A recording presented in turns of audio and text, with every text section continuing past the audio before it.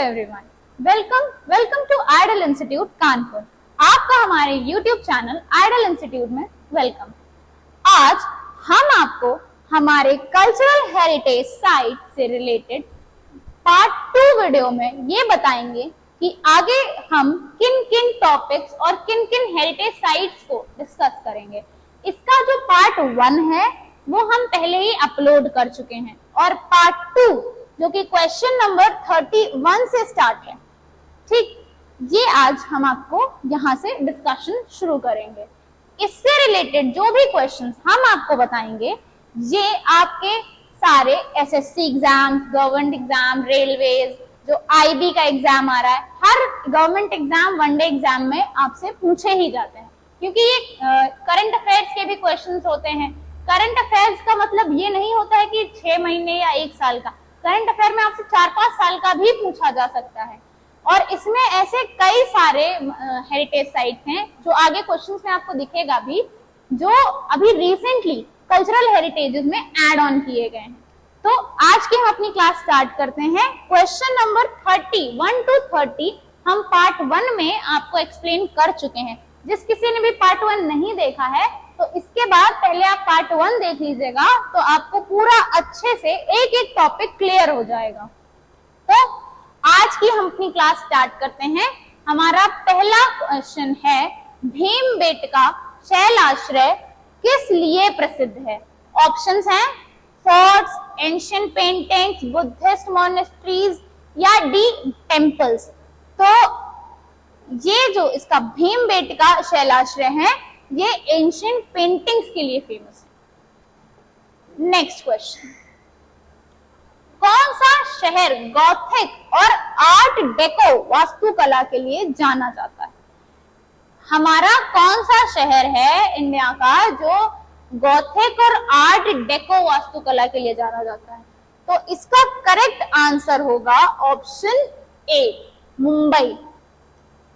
Mumbai is known for Gothic and Deco architecture. Next, 2021 में कौन सी हड़प्पा स्थल को यूनेस्को विश्व धरोहर घोषित किया गया? कालीबंगन, लोथल, धोलावीरा या राखी गरही? ठीक, तो ये पूछा गया है कि हड़प्पा के किस स्थल को, ये करंट अफेयर का क्वेश्चन हो जाएगा कि 2021 में कौन सी साइट को हड़प्पा की यूनेस्को विश्व धरोहर बनाया गया है? तो वो बनाया गया है धोलावीरा को। नेक्स्ट क्वेश्चन, हुमायूं का मकबरा किसने बनवाया था? तो हुमायूं का मकबरा पूछा गया, उनकी कब्र किसने बनवाई थी? तो ऑप्शंस है A Humayun, B Akbar, option C Bega Begum, option D Shahjahan. तो जब हुमायूं की कब्र बन रही थी शाहजहां वहां नहीं थे, हुमायूं की तो डेथ ही हुई थी। अकबर ने नहीं, उनकी वाइफ बेगा बेगम ने उनका मकबरा बनवाया। नेक्स्ट क्वेश्चन, 2023 में होयसला वास्तुकला के रूप में कौन से मंदिर शामिल किए गए हैं? ऑप्शंस हैं बदामी, हलबेदु, बिलौर, सोमनाथपुरा, कुंभलगढ़ और मदुरई। ये सब उन सिटीज के पुराने नाम हैं, ठीक है, ये अभी के नाम एक भी नहीं है। तो आपको ढूंढने में आपको ये लगेगा कि ये तो कहीं है ही नहीं, इनके तो नाम ही नहीं सुने। मदुरई का तो लोगों ने सुना होगा कि चेन्नई हो गया है अब। तो इसका करेक्ट आंसर है ऑप्शन बी। नेक्स्ट, रामप्पा मंदिर को किस और नाम से जाना जाता है? रामप्पा मंदिर किस नाम से जाना जाता है? रुद्रेश्वर, राजराजेश्वर, भीमेश्वर या काकात्य मंदिर? काकात्य है, ये इंग्लिश में जब स्पेलिंग लिखते हैं तो काकात्य तिया हो गया है, लेकिन वो त्या है, काकात्य। तो इसका करेक्ट आंसर होगा ऑप्शन ए, रुद्रेश्वर मंदिर, Rudreshwar temple. Next question, Shanti Niketan की स्थापना किसने की थी? जो भी थोड़ा बहुत पढ़ते हैं हिस्ट्री उन्हें पता होगा कि शांति निकेतन की स्थापना की थी रविंद्रनाथ टैगोर जी ने, जिन्होंने हमारा राष्ट्रगान लिखा है, बांग्लादेश का भी लिखा है, अमर सोनार बांग्ला करके। 2024 में जो स्थल अहोम वंश के समाधि स्थलों से जुड़ा है वह कौन सा है? हमसे पूछा गया है कि 2024 में जो स्थल अहोम वंश के समाधि स्थलों से जुड़ा है, यानी कि उसको अहोम वंश के समाधि स्थलों में शामिल किया गया है, वो कौन सा है? कामाख्या, मोइडम्स एट चरदोई और काजीरंगा या शिव सागर? इसका करेक्ट आंसर है मोइडम्स। नेक्स्ट, 2025 में जो सैन्य थीम पर आधारित परिदृश्य जोड़ा गया है वह क्या था? 2025 में सैन्य थीम यानी कि मिलिट्री थीम्ड लैंडस्केप जिसको कल्चरल हेरिटेज में जोड़ा गया है वो क्या था? तो पहला ऑप्शन है British cantonments, Rajput battlefields, Maratha military landscapes या मैसूर फोर्ट्स। तो इसमें इसका करेक्ट आंसर होगा Maratha military landscapes. Next question, Chandigarh में कैपिटल कॉम्प्लेक्स का डिजाइन किसने किया था? ऑप्शंस हैं, ऑप्शन ए यहां है, ये क्वेश्चन नहीं है, ऑप्शन ए है एडविन ल्यूटेंस, ले कॉर्ब्यूसर, डीवी दोशी, लुइर baker.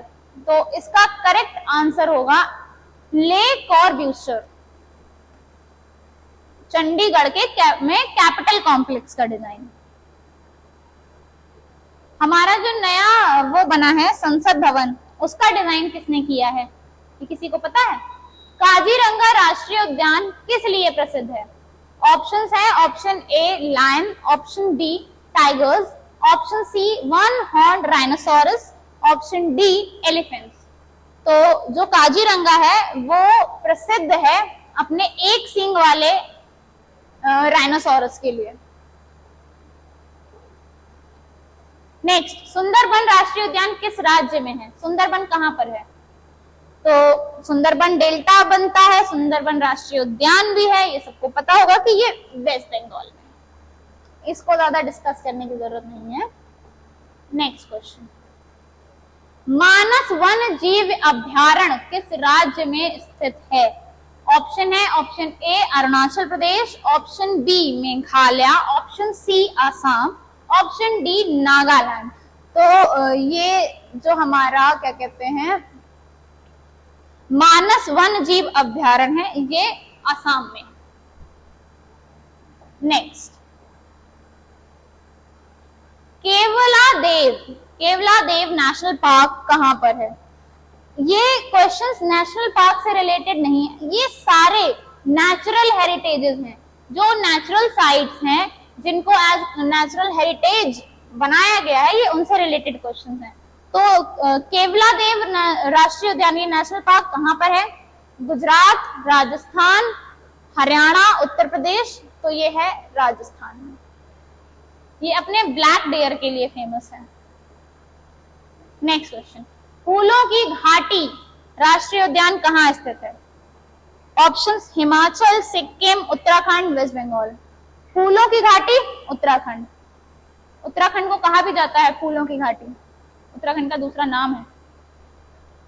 Nanda Devi biosphere reserve में क्या शामिल है? नंदा देवी में क्या शामिल है? Great Himalayan Park, Western Ghats, Valley of Flowers या दूधवा नेशनल पार्क। ये तो दो नेशनल पार्क, एक बायोस्फीयर एक नेशनल पार्क कहां से हो जाएगा? तो इसका करेक्ट ऑप्शन होगा option C Valley of Flowers. Nanda Devi biosphere है उत्तराखंड में। नेक्स्ट क्वेश्चन, कौन सा पार्क ग्लेशियर और अल्पाइन घास के मैदानों के लिए प्रसिद्ध है? अल्पाइन घास के लिए और ग्लेशियर्स के लिए प्रसिद्ध है। तो ऑप्शंस सुंदरबन, नंदा देवी, मानस या केवला देव। तो करेक्ट ऑप्शन होगा option B Nanda Devi. Next, थोड़ा जल्दी तो नहीं हो रहा है।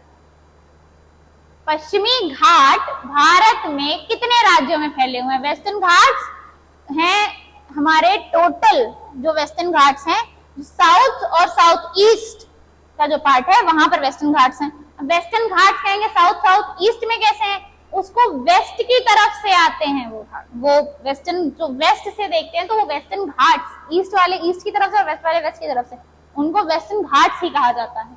वो है 5 राज्यों से जुड़े हुए हैं साउथ के, जहां से आपकी नर्मदा नदी का बहाव है उधर से। ग्रेटर हिमालयन राष्ट्रीय उद्यान किस राज्य में है? ग्रेटर हिमालयन राष्ट्रीय उद्यान itself is on ICH site, तो ये है हमारे हिमाचल में। ग्रेटर हिमालयन है, ये हिमाचल में है। ये सब क्वेश्चन पूछे जाते हैं, इनमें से ऐसा कोई क्वेश्चन नहीं है जो किसी भी सेट में ना आया हो। आप पिछले 10 साल के पेपर उठा के देख लीजिए, हर सेट में आपको एक आधा क्वेश्चन मिल ही जाएगा। ठीक है, नेक्स्ट क्वेश्चन है, यूनेस्को ने पश्चिमी घाटों को किस वर्ष में धरोहर स्थल घोषित किया था? किस वर्ष में किया था? 2012 में किया था। अगर कल्चरल हेरिटेज का क्वेश्चन आता है तो ये जरूर पूछा जाता है कि किस साइट को कब किया था, तो आपको ये पता होना चाहिए। यूनेस्को का मुख्यालय कहाँ स्थित है? यूनेस्को का मुख्यालय जेनेवा में है, रोम में है, पेरिस में है, न्यूयॉर्क में है। तो ये यूनेस्को का जो मुख्यालय है, ये बहुत खूबसूरत सी जगह पेरिस में है। हेरिटेज साइट्स हैं वो वहां पे, खुद पेरिस में हेरिटेज साइट्स हैं। निम्न में से कौन यूनेस्को विश्व धरोहर स्थल नहीं है? किसको विश्व धरोहर स्थल नहीं माना जाता है? धोलावीरा, नालंदा, पद्मकला या Badrinath temple? Badrinath temple is a religious place, it's not related to heritage sites and इसका करेक्ट ऑप्शन यही होगा, Badrinath temple. I think light flicker कर रही है। यूनेस्को कितने मापदंडों के आधार पर विश्व धरोहर घोषित करता है? तो यूनेस्को घोषित करता, मैंने आपको पिछले वीडियो में ये बताया था कि किसी भी उसको कल्चरल साइट को अगर यूनेस्को को ICH टैग देना है तो उसमें कम से कम एक क्वालिटी तो होनी चाहिए।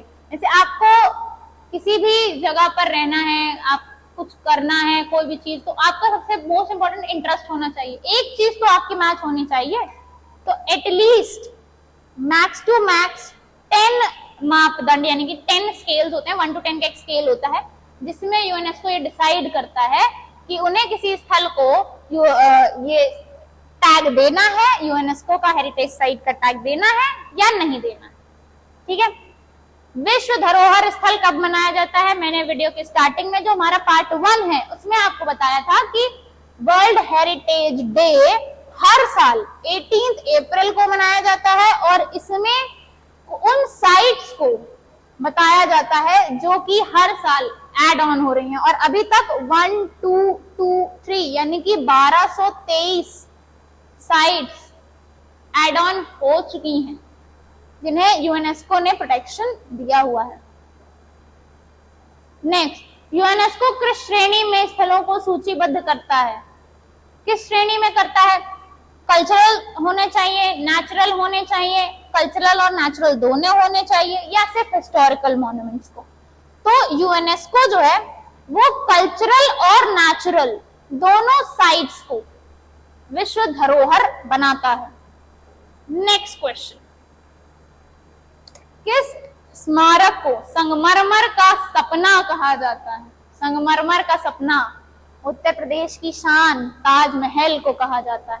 संगमरमर का सपना, सिंबल ऑफ लव, शाहजहां ने बनवाया था, हाथ हाथ कटवा दिए थे। ये मिसलेनियस क्वेश्चंस चल रहे हैं। निम्न में से कौन सा यूनेस्को द्वारा सूचीबद्ध बौद्ध स्थल है? बौद्ध स्थल है नालंदा महावीरा। ये मैं आपको पहले ही बता चुकी हूँ। ये सब मिसलेनियस क्वेश्चन है लास्ट में, जिन्होंने स्टार्टिंग से पढ़ा है उन्हें पता होगा।